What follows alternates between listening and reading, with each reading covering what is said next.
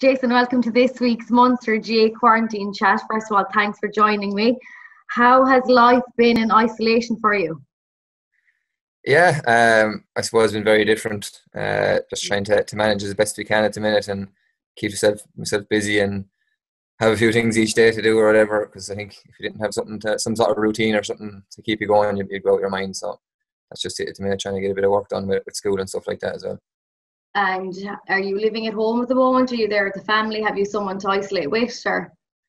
Yeah, I'm at home. I'm home with mum and dad and the sister. So they're still kind of working away, and it's kind of normal in that sense for them. And yeah, so it's just the three of us here at home trying to, as I say, manage as best we can. How is it like being a secondary school teacher now? I presume you've taken everything online and trying to do class online. I'm sure it's a new change for you. Yeah, all the classes have gone online, so we're using Microsoft Teams there at the minute to try and get a bit of work and stuff like that up for them and try and keep them taking over for the rest of the year. But yeah, as you say, it's completely different. You know, teaching is probably one of those jobs where it's kind of face to face and things like that. So it's a big change for both them and us. So we'll see how we get on. Have you Leaving Cert students?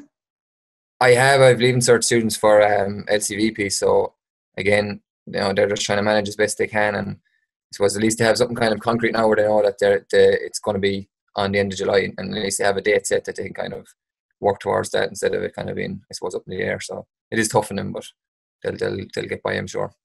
And can you see the students, like, how does that work for you? Can you see the students online every day, or can you see them that they're active on it? Yeah, so you can, when you go into Teams, you can see if they're looking at the stuff that's been put up and things like that. So you can kind of keep tabs on them a small bit like that. But again, as I said, it's a big change for them as well, and you know, they have to try and stay in some sort of routine, and you know, they'd be so used to being in school at this time of the year and stuff. So it's a bit of a challenge for them, alright. But I know the response is fairly good anyway. Outside of the school, how have you been finding it? I've asked players each week, you know, you're going from a setting of probably training with 50 or 60 people 2 or 3 nights a week to being on your own. How are you finding that? Yeah, that's tough going, and I suppose, you know, we've been lucky with the S&C staff that we have with Tip. They've put together you know, a really good plan for us. So you kind of have things to be doing every day that you can kind of tick off, and you know, that's keeping you busy, knowing that you have those things to do. But it's totally different, and the fact that when we are isolating on our own and you can only kind of train by yourself, it's a totally different dynamic to being with a group. At least if you had a couple of lads that you could go and train with, it would be something. But training on your own is always tough. And what's it like at home? Have you the space to be practicing those frees, and like, what's it like for you, a free taker?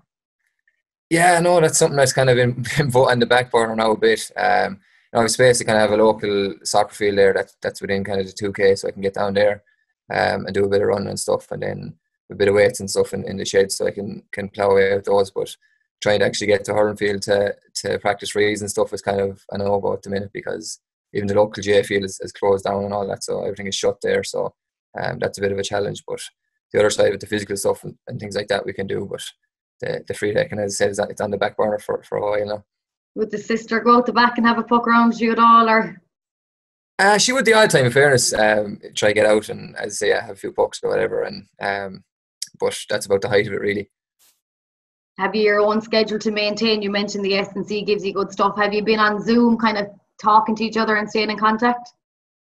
Yeah, that's something that we kind of said was important, because, as you say, you know, you go from being in a group dynamic where you have, you know, 40, 50 lads in between the backroom team and the whole lot, and seeing those a couple of times a week to nothing then. So we've tried to keep in contact through Zoom and do 1 or 2 quizzes. So you know, it's been a bit of crack, and then we've done 1 or 2 kind of Zoom hit sessions and stuff like that as well. So they've been good fun. So it's just trying to, I suppose, come up with new ideas, new ways of keeping the group together, because, you know, nobody could have foreseen this happening, and you know, it's really new to everybody. So it's just trying to do something, I suppose, as you say, to keep the whole group together and have that bit of connection.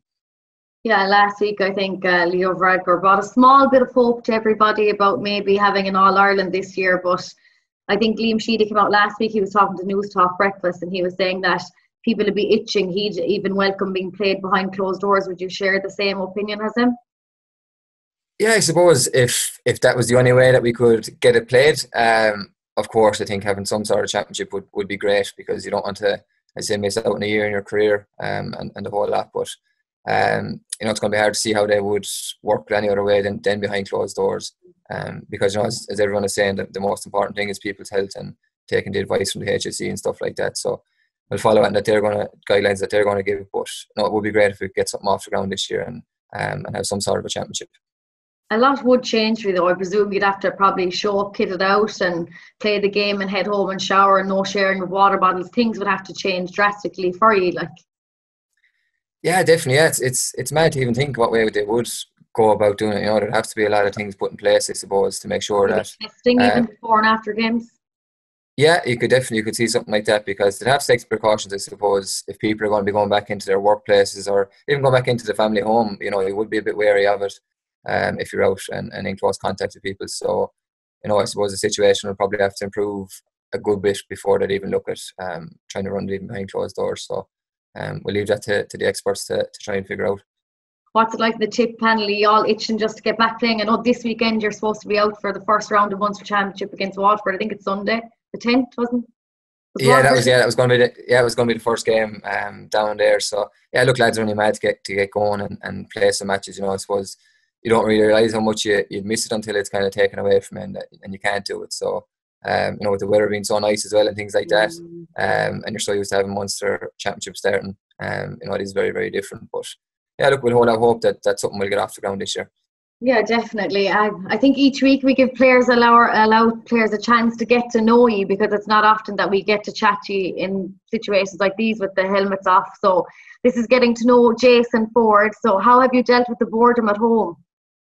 Are you a Netflix fan? Do you read books? Yeah, trying to do a few different things, I suppose. Yeah, getting in the Netflix and things like that. There's a couple of good documentaries and stuff on that. The one with Michael Jordan at the minute, and the Bulls team from back in the 90s. So watching that every Monday, and that comes out, and trying to do a bit of cooking as well, a bit of baking at home. Wouldn't have been my strong point before this. So we're working off Daniel Davies' book there, trying to come up with a few new bits to add around the house. And I think the whole country's gone mad making banana bread, so I was kind of on that boat there as well for a while, and a few protein bars and things like that. So that's kind of keeping me busy during the days. Perfect. On the 18th of May, will you be one of these people that takes the nearest golf club? Yeah, actually, I was chatting with the father during the week that he'd be fairly into the golf, so we were kind of looking at, I bought a set of golf clubs there online over the weekend, so I'm going to try to get into that. But look, it'd be great if you could get out and get onto the golf courses. It'd be something to keep you occupied, and when normally during the summer you wouldn't really get a whole pile of a chance to go playing golf and stuff, because you're busy with matches and training and the rest. So try something new would be different. Someone famous you'd like to meet? Someone famous I'd like to meet. I suppose I have a good interest in rugby outside of hurling. So Brian O'Driscoll would have been a big one. Would have been a big fan of his. So to meet him would be cool enough. Out of all your achievements, I suppose, which one is your most proudest? I should hard to look past the All-Ireland from the year gone by, so I'd say the 2019 All-Ireland final. Do you keep a personal tally on your scoring secretly? No, I don't. I leave that up to you. I think you were the one that told me last year what the figures were for 2018. So I know I wouldn't really know. I try and just concentrate on what I have to do, and leave that to the media and the rest of you to keep tabs on. Yeah, it was 10 goals, 111 points in 2018, if you forget. Is there anything on your bucket list? I'd like to do a bit of travelling, to a few different places, even to travel around Europe and see a few different cities there, Interrail or something like that. I think would be cool to do, and again to get out to Thailand or Bali and places like that. And sure, half the place around here has gone to Australia the last couple of years, so that'll be another place. So if I ever get a chance in the future, that's what I'd like to do, a bit of travelling. And it's a bit difficult with the hurling, so you'll have to wait till you retire, I'd say, will you? That's it, yeah. Or try to get out some winter or something like that if I can. Yeah. So then we have questions on Instagram, right? These are fairly tame enough. Each week people send in crazy ones, but these were tame. John Campion said, the best player you played against the season you won with Nina CBS? Season we won with Nina CBS.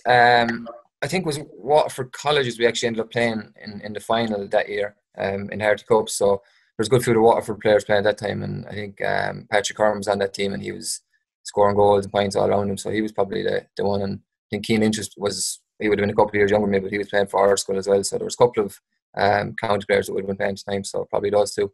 Okay, Kevin Hanley said, have you learned any new life skill in lockdown? But I think that was the baking, was it? Would you have said? The bacon is coming in handy. So yeah, that would be that one. Katie Powell said, the funniest person on the panel. Funniest person on the panel, I'd say Willie Connors. I'd give that to him. You never really know what you're going to get with Willie, so he always kind of keeps us entertained with a few mad things that he does. So give it to him. Jerome Kelly said, your GA idol growing up. Idol growing up definitely would have been Owen Kelly. Yeah, he was the main man for Tip when I would have been going to games and stuff like that. So definitely him. Garrett Gleeson said, the worst person to mark at training. Worst person to mark, probably Cathal Barrett, I'd say. He's one of the toughest to mark and train, and he's all over you and he's always at you and stuff like that. So I'd say probably him. A lot of questions came in about Davy Fitz and what you said to him that year. Do you want to take that to the grave with you, or do you want to say what you said? Yeah, I don't think I'll ever live that one down. That comes up even if you go around to the summer camps and stuff like that. The kids would always throw it at you.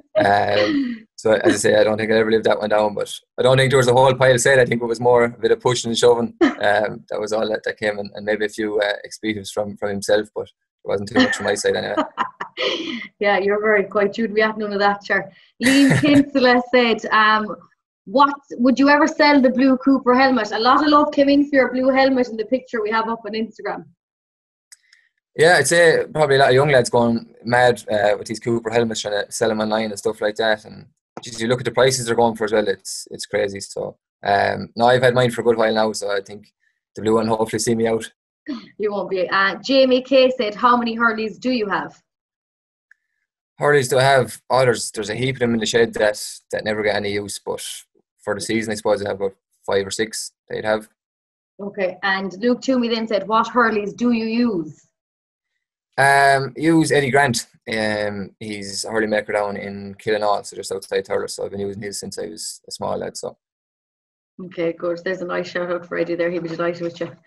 Now, this is your chance to, I suppose, give us who's the biggest messers and stuff on the team. So we'll start with that, with the team. Who's the messiest in the dressing room?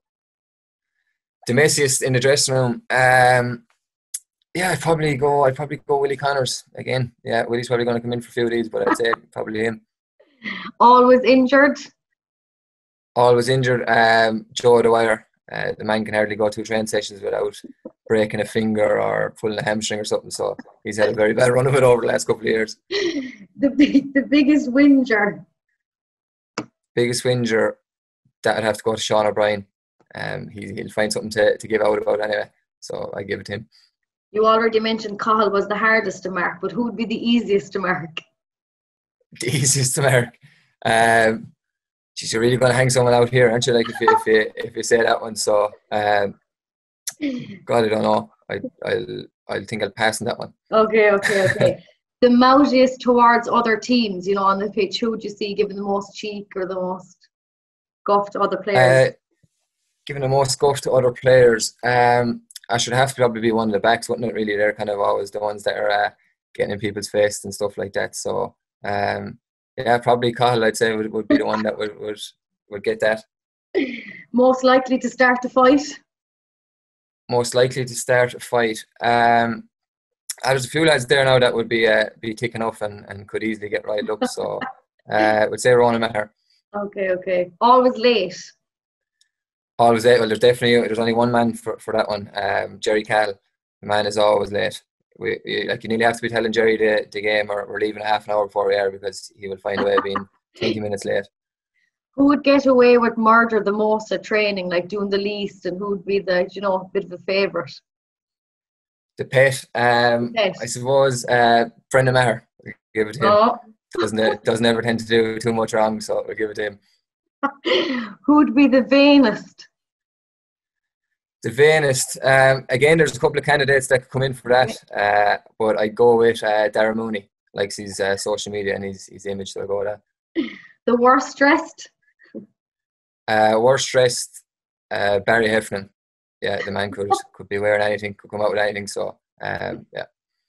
Who's most likely to break that 5 kilometre rule? Most likely to break the 5 kilometre rule. I'd say there could be a lot of lads that could be coming in there, but I'd say Alan Flynn probably. And who would be the best dressed? The best dressed, I'd have to give it to Mikey Breen. I'd say he kind of always be fairly well dressed for school. Has the whole suit and the whole lot, so he'd often rock into training and that. So I give it to him. He'd be delighted with you on that. And one last question before you go: if we don't get any All Ireland Championship this year, do Tipperary deserve to have the title for Liam McCarthy for this year? For 2 in a row, yeah. I'd say there's a few lads that have been sending on a few bits, just slagging us from other counties and stuff like that, saying it'll be only 2 in a row that we'll ever get. But yeah, it'll be interesting to see. They'll have to call it null and void, I suppose, will they? And go back to the drawing board again, start next year. Well, thanks so much for joining us this week and for, I suppose, letting us in on how you're getting on in isolation.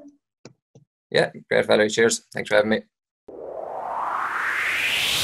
Spin Southwest.